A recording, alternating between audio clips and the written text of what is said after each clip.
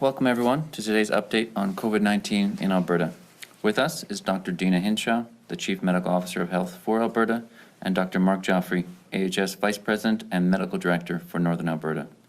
Dr. Hinshaw will provide a brief update and then we will open the floor to questions. Thanks, Tom. Good afternoon. Thank you all for coming, and my apologies for being late today. Since yesterday's update, we have confirmed 42 new cases of COVID-19. This means that 301 cases have now been identified in our province. We suspect up to 24 of these cases may be community transmission. 18 individuals have been hospitalized and 7 are receiving care in the ICU.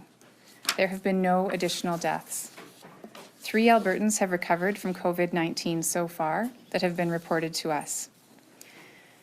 I would like to take this opportunity now to update you on the investigation into the Edmonton Bonspiel with Western Canadian physicians and other healthcare workers that occurred March 11th to 14th. All attendees have been contacted and are self-isolating. We have determined that 11 of the 47 Alberta healthcare workers who attended the event have now tested positive for COVID-19. Many of these are physicians. Some of these individuals worked early last week before notification came through of the case associated with the event, and all contacts are being notified as per usual local public health follow-up. Some of these contacts have been patients. I was able to speak with one of the organizers last night who described the measures that were taken to follow guidelines that were in place at the time. Despite these measures, transmission took place, and the key messages that we can take away from this event are: number 1, even mild symptoms, minor sore throat or runny nose, can result in spread of infection. Number 2, commonly touched surfaces like serving spoons at a buffet can be a mechanism for spread. COVID-19 does not discriminate. All of us need to be vigilant with regular hand hygiene, staying home even with minor respiratory symptoms, and keeping unwashed hands well away from our faces.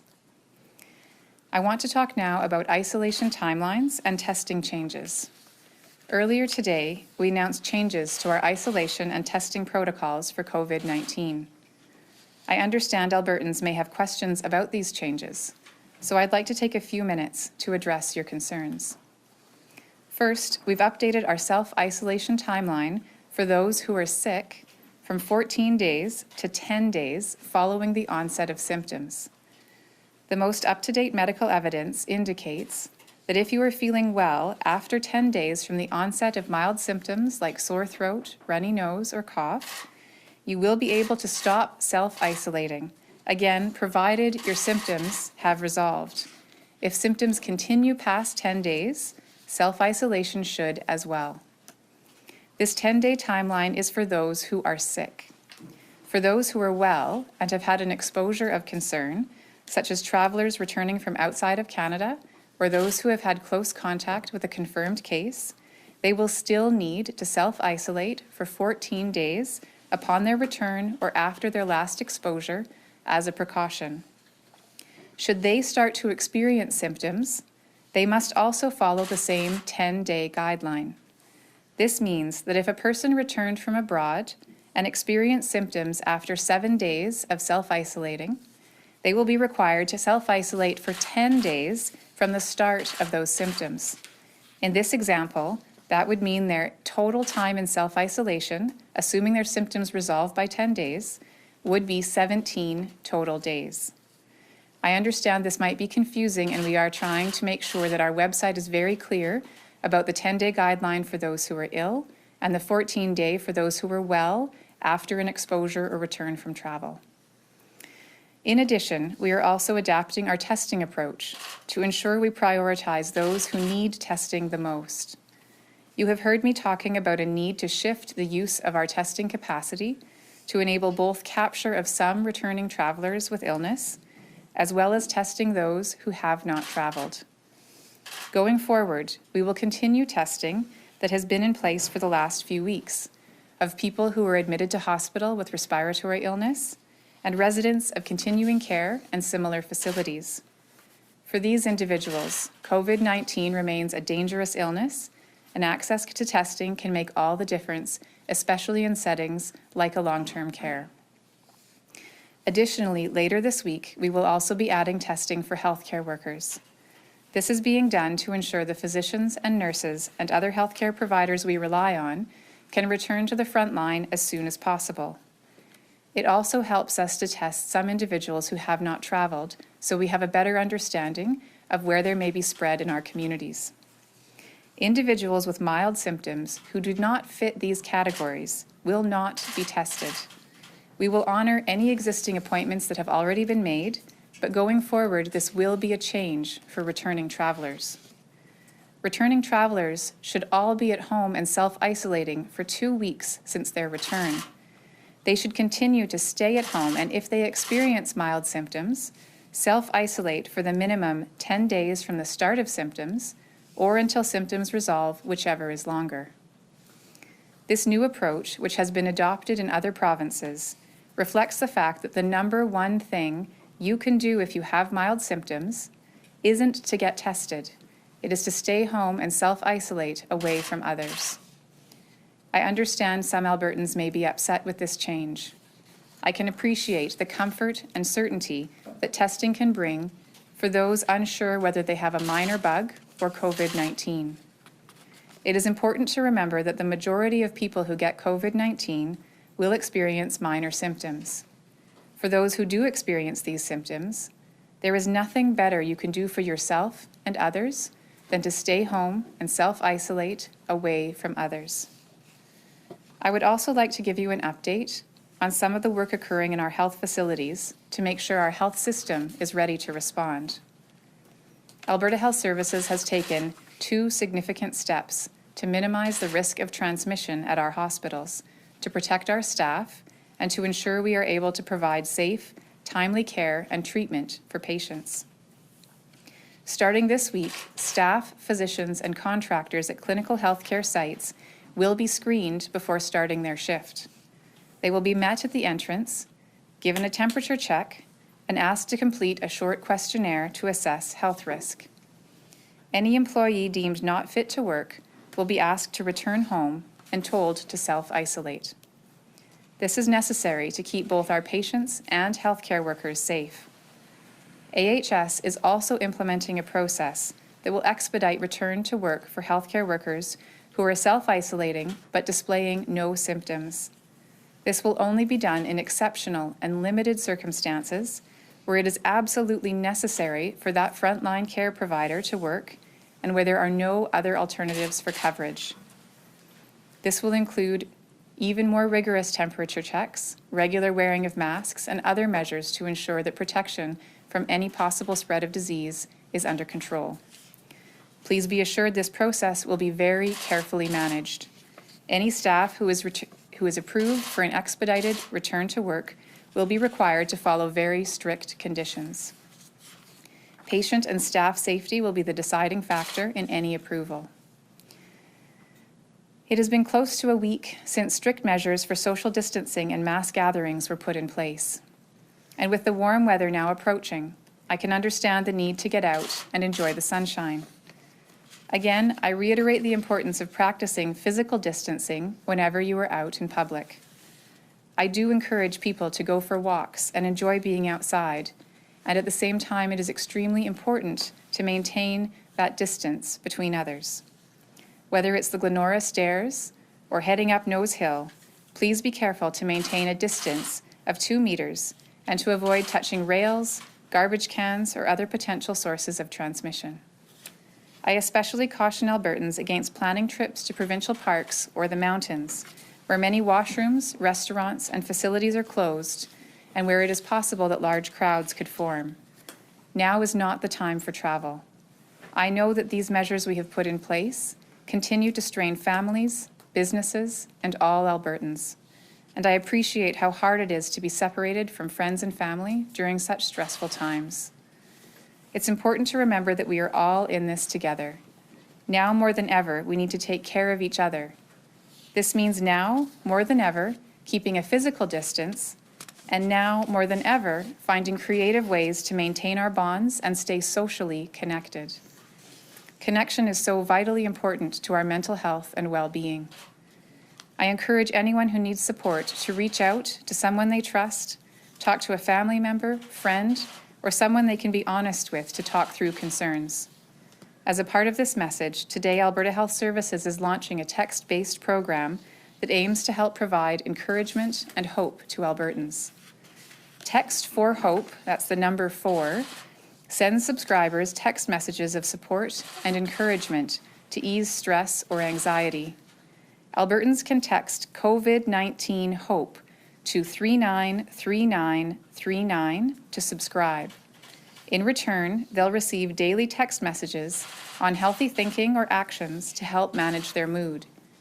The program was developed by Alberta Health Services and made possible through the generous support of the Mental Health Foundation, the University Hospital Foundation, the Calgary Health Trust, the Alberta Children's Hospital Foundation, and the Royal Alexandra Hospital Foundation. All Albertans have been impacted by COVID-19, and this free program is an additional resource to help us find encouragement and strength as we navigate the day-to-day challenges of a new normal. Before I conclude, I'd like to continue my practice of sharing some extraordinary examples Albertans have posted under the Alberta Cares hashtag. Every act, those big or small, lifts us up as a province and demonstrates how quickly Albertans take action to care for one another. Acts like restaurants donating food to organizations that help feed seniors or the homeless, neighbors running errands for each other and sharing groceries, kids posting drawings in their windows as a makeshift art gallery to cheer up their neighbors, retail chains donating stock like face shields to frontline healthcare workers, and landlords working with tenants to provide support during these trying times. Please continue to share your stories using the Alberta Cares hashtag and continue to take care of each other and yourselves. Thank you. I know that was very long. I'll now take questions.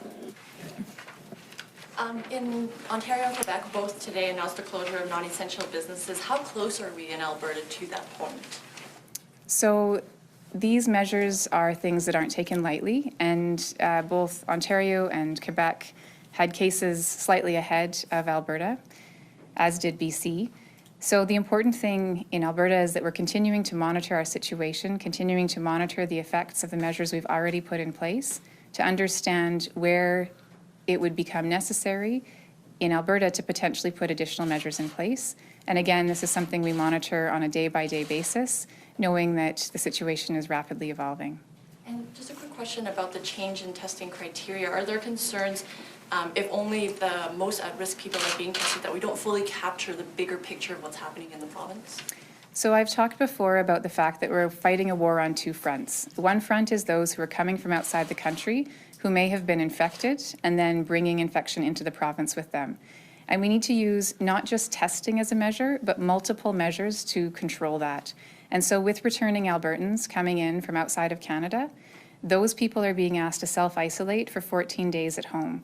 And that's the measure that they need to take to protect others. So we won't capture those numbers in our data going forward. So we will have a shift in terms of how many confirmed cases we're capturing. But the measures that we're taking to have them stay at home are sufficient to protect other Albertans. We only have so much testing capacity, and the second front, the war that we're fighting, is potential spread in our communities. As of today, we have over 20 cases we believe have been acquired in our community, and we need to do more testing to understand what that spread is like. And healthcare workers provide both an opportunity to understand that spread as well as making sure that we're helping those who are at greatest risk of being exposed and making sure that we get accurate diagnostics there so we understand where that risk is, and so they can, if they are not positive for COVID-19, again, helps them get back to work more quickly, and also make sure that we get a better sense of what's happening in our communities. Dean? Two questions, if I may. First, Premier Kenney this morning referenced, he said the snowbird return season is upon us, and he seemed to say that there's concern that some of them may not take it seriously and see the isolation as more of a guideline. Where is that coming from? Is that information that you gave him? We're going to get a sort of a boost through the snowbird return? And is there a concern, or are you hearing a concern that they're not going to take it seriously? So we know that this is the time of year, every year, when we do have many, many people who've been away for the winter coming back. The question about whether or not they take it seriously, I think there's a few factors to that. as I'm sure everybody is aware, the Alberta government has been trying to get messaging out in places where snowbirds are so that they are aware of what they need to do, but that doesn't guarantee that they will have received the message. So part of it may be awareness. We are working with the federal government to ensure that border crossings have appropriate information that's being given, whether that's land crossings or airports. So we're trying to make sure that everyone knows what's expected of them. But the other piece about reports, so we have had some reports of people who are returning, and again, maybe it's a lack of awareness. Those are all the things we're trying to figure out. But as soon as they return, then going out and shopping because they're just coming back and maybe don't have supplies at home.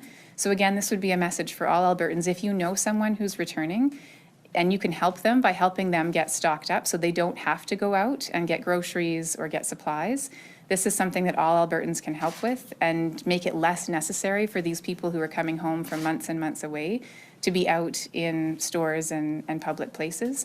So again, this is another thing where we can all pitch in both with information as well as support so people don't have to be out to get their necessities.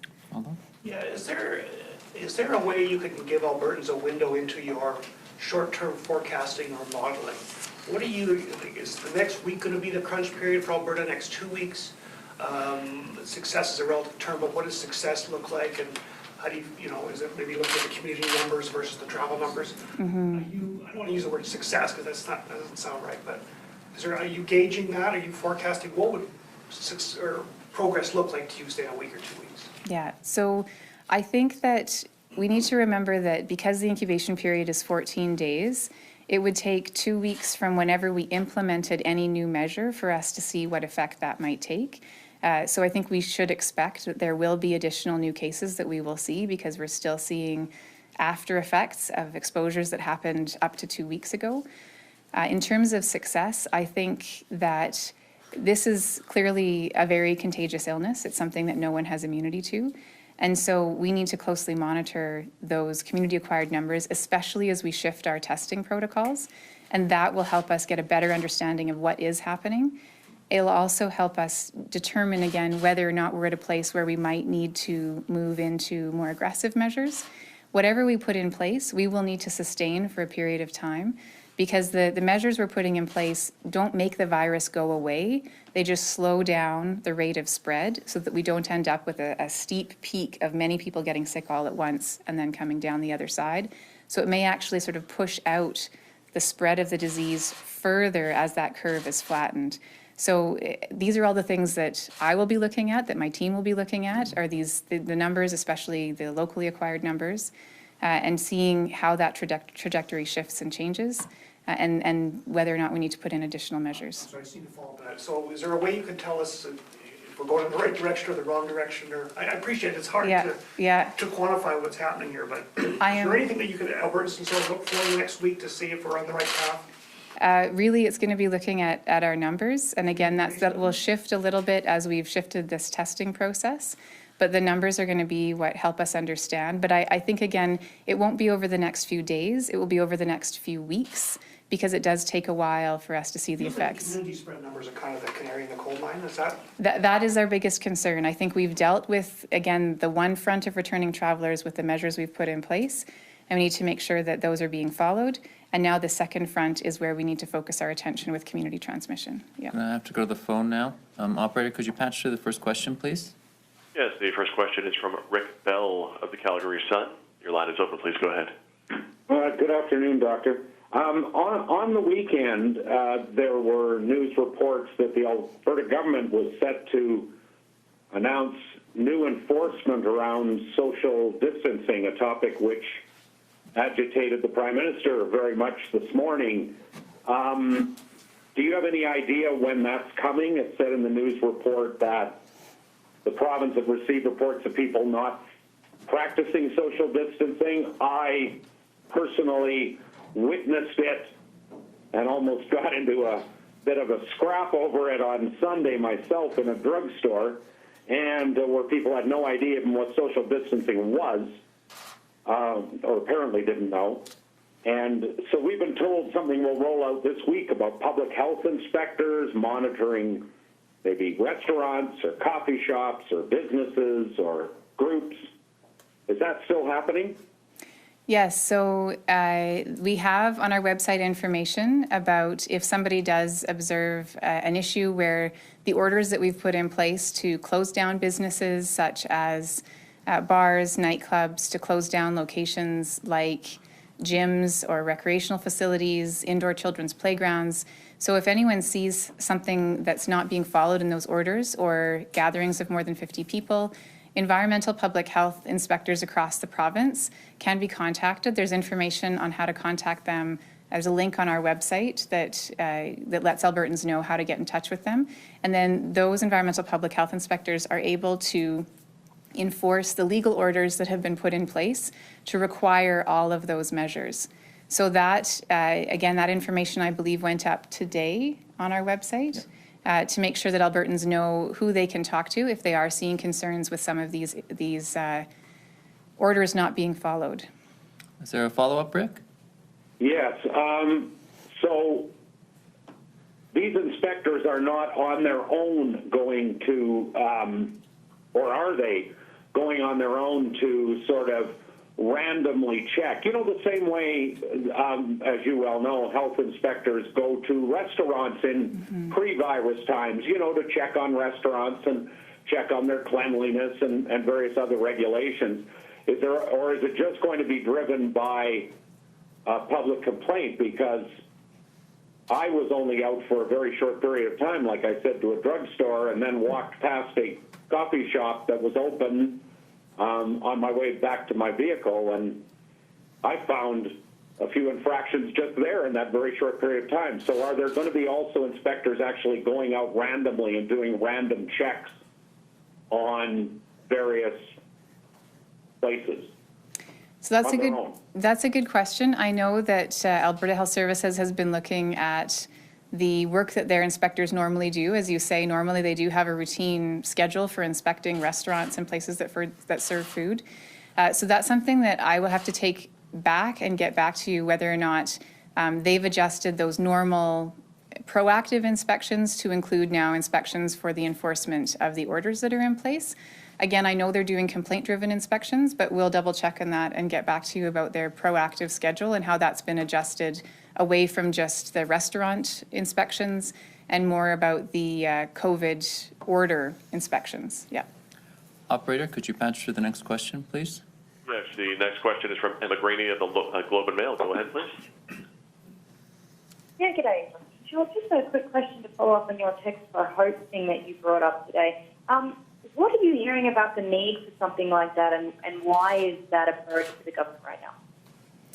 So what the underlying, I guess, root of that particular initiative is the knowledge that as human beings, we have an innate need to be connected with each other socially. It's built into our DNA. We're hardwired to be connected to others. And so as we are putting restrictions in place, we've called it social distancing. But to borrow a phrase from my colleagues in British Columbia, I think we need to think about it as physical distancing with social connectedness, because we need that social connection. Again, this is something that actually causes physical illness if we are socially disconnected.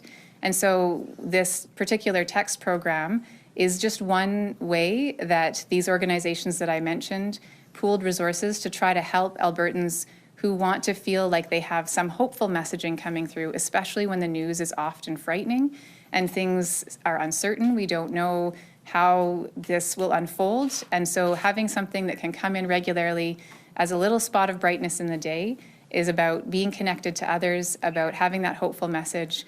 And again, that's the premise on which this is founded. Is there a follow-up, Emma? No, I'm good. Thank you. Excellent. Operator, could you patch through the next question, please? Yes, the next question is from Sammy Hudas from the Calgary Herald. Your line is open. Hey there, I have a question about changes to the province's testing strategy announced today. On many days in the last week, I'm seeing online that there were about 3,000 or more tests per day in Alberta for COVID-19. And you've talked about how the capacity is more around 2,000. So will the changes today result in fewer daily tests?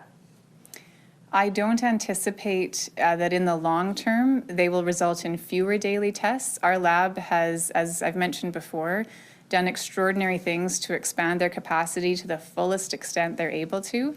And so there may be some shifts in the first few days as we move into this new regimen. And again, the healthcare worker testing implementation won't be till a little bit later in the week. We do have some testing volumes, samples that have been collected that still need to be processed through the lab.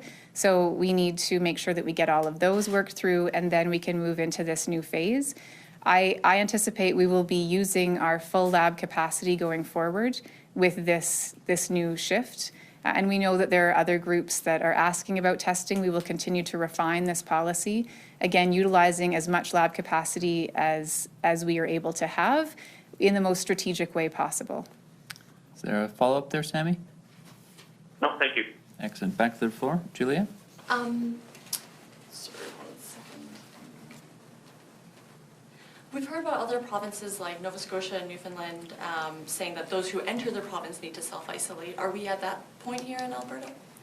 So we've had some discussions about that on our special advisory committee calls. So with respect to each of the chief medical officers of health across the country, around how do we determine that? How do we figure out when we might stop, I guess it wouldn't be stopping people from coming in, but when we might ask people to self-isolate when they've come in from a different province. And I think each province is looking at their own epidemiology and trying to make decisions that are in the best interests of that particular province. So some that may, and I know, for example, in the north, in the territories, where they have very few cases and also quite limited healthcare infrastructure, they're going to be making decisions based on their context, and we'll be needing to make decisions about ours in Alberta. So again, that's a very live question, and as you know, every day we look at our situation, we look at what's going on outside the country, outside the province, and so it's possible we may come to that as a recommendation, but we're not there at this point in Alberta. And then just to go back quickly to the Bonspiel, with 11 of those who were at the Bonspiel from Alberta, many of them you said are physicians and obviously testing positive for the coronavirus. Are there concerns about the impact that is going to have on the frontline workers that we have in Alberta? It's absolutely a concern, and certainly we know that all 47 of those who attended are self-isolating, so none of those individuals are at work right now, and so that I haven't heard that that's been a significant impediment to the delivery of care at any of those particular locations. Those are individuals across the province. But certainly I think our healthcare system needs all of the people that we have. And so that's why, again, some of the measures that I mentioned earlier about the aggressive screening that Alberta Health Services is going to be doing for people who show up to work before they even start working, and our ability to test so that we're making sure that we're accurately capturing any individuals who might be at risk. And a reminder again that even mild symptoms like a sore throat or a runny nose, which might previously, say 3 weeks ago, we would maybe not have considered those to be at risk based on the information that was reported from China. Based on our own information, we now say that is a risk. And so all of these things are what we're doing to try to keep it out of the healthcare system, protect our healthcare professionals and their patients. So we're going to go to the phone again. Operator, could you patch to the next question, please? Yes, thank you. The next question is from Kevin Nimick from CTV. Kevin, your line is open. Please go ahead. Hi, Dr. Hinshaw. I'm wondering about hotels and university dorms. Do you foresee that they're going to be converted into hospitals or used for homeless people who can't stay in shelters any longer?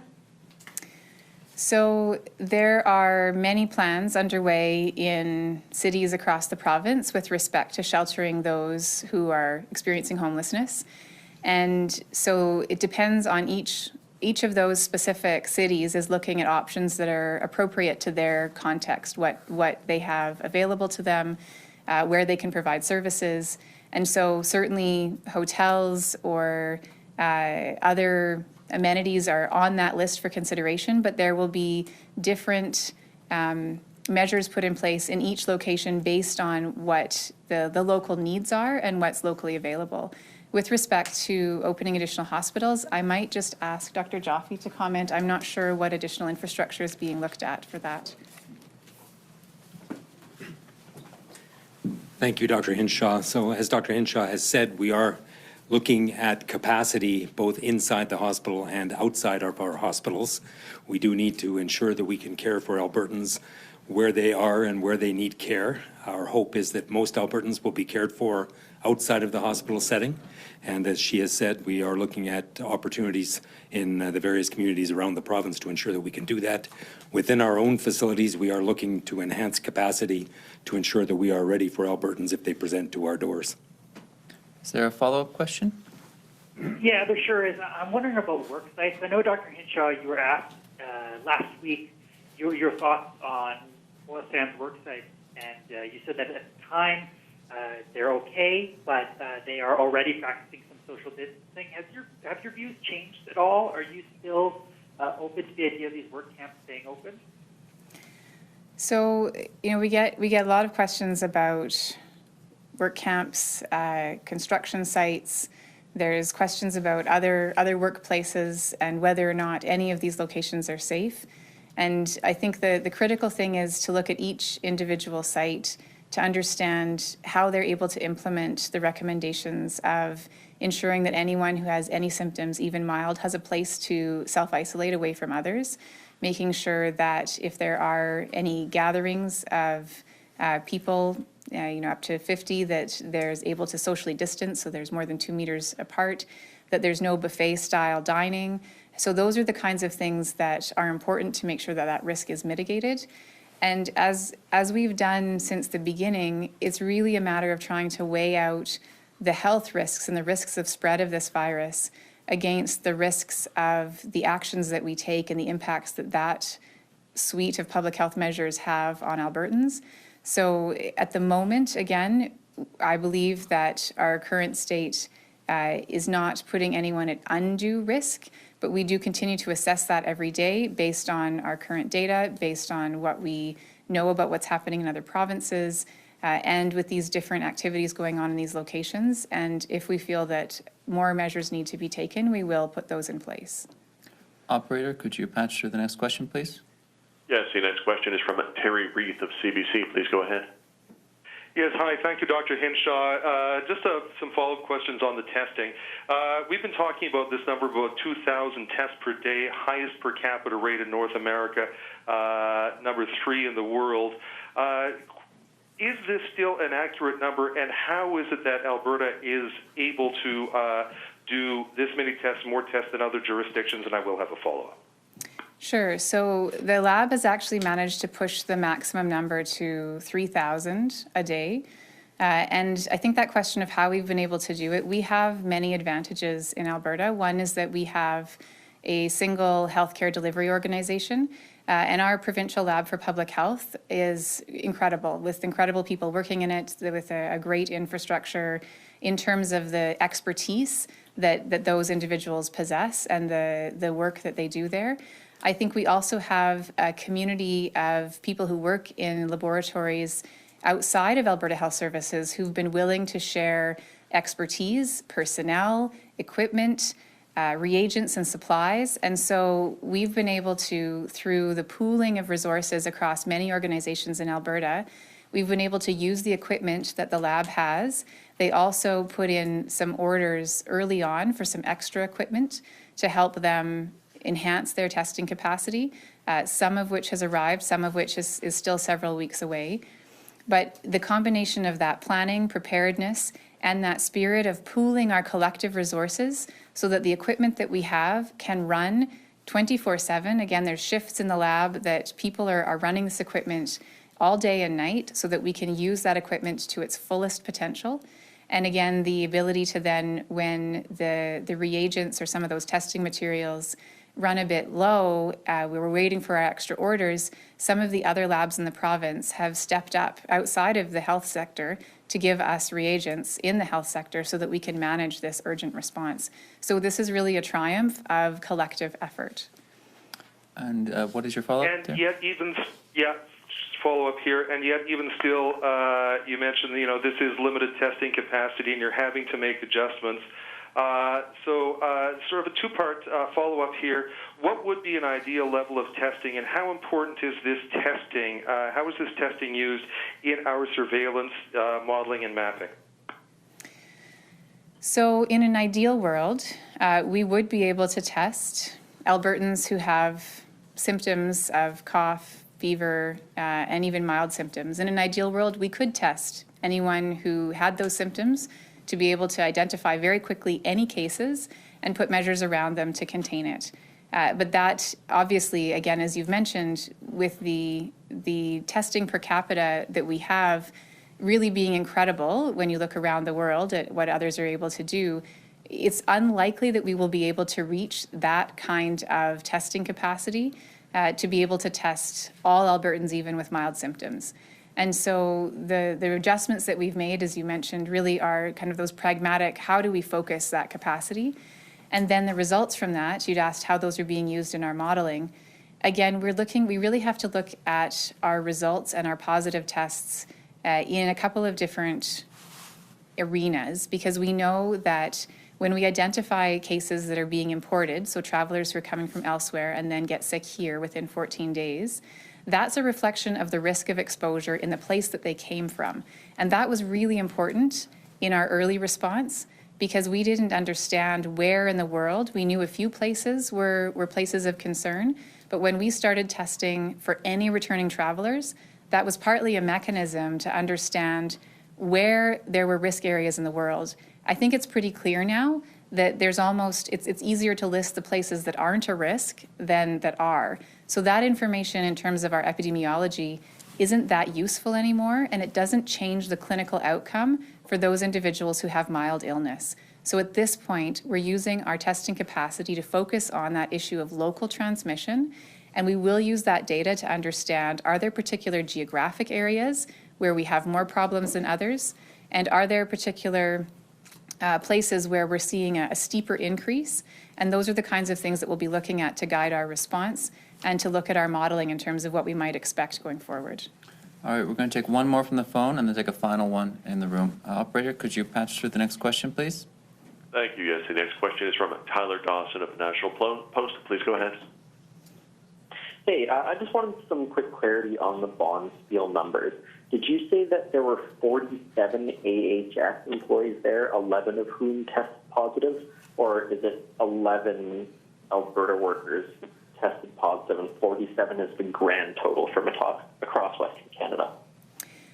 So I believe that it was 72 from across Western Canada, and I don't have the numbers for the non-Alberta participants in front of me at this moment.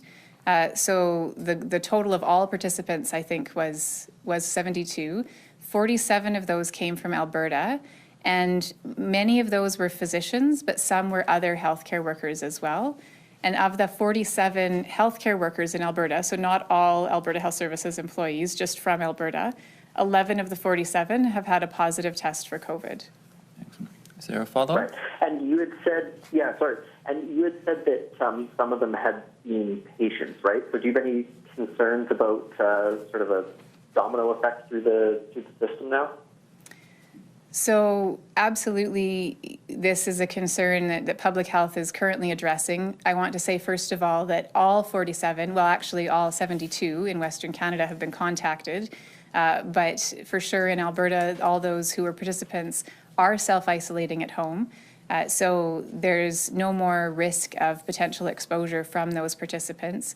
For those who did become symptomatic last week, before there was any knowledge that there had been a positive case at the Bonspiel, there is follow-up going on of anyone that they were in contact with while they were symptomatic. And that's, again, that typical public health contact. Some of those contacts likely will be in patients for those individuals who maybe had very mild symptoms and didn't connect those two pieces. And again, several weeks ago, we didn't understand that sore throat and runny nose could be as much a symptom of COVID as fever and cough. And so some of those physicians may have seen patients while symptomatic, and those people would be contacted by public health. And again, that's absolutely a concern, and yet all we can do at this point is learn from this and go forward. Excellent. Is there a final question in the room here? Just to clarify, the Premier was talking about a $100 fine for those who aren't following self-isolation rules. Can you just clarify that for us? So there are different options that are being looked at for enforcement with respect to the different measures that we've put in place. And so there are, I think I would have to, the information that I have is that we're still looking at some of those options. So it's possible that decisions have been made around those that I'm not aware of. But that would be one of the options that we're going forward with in terms of how do we enforce some of these different measures that we've put in place, like the self-isolating. But maybe we can get back to you on, again, I personally wasn't aware of a decision, but one could have been made that I wasn't aware of. Excellent. Excellent. Thank you, everyone, for coming. There will be another update tomorrow afternoon at 3:30. Thank you.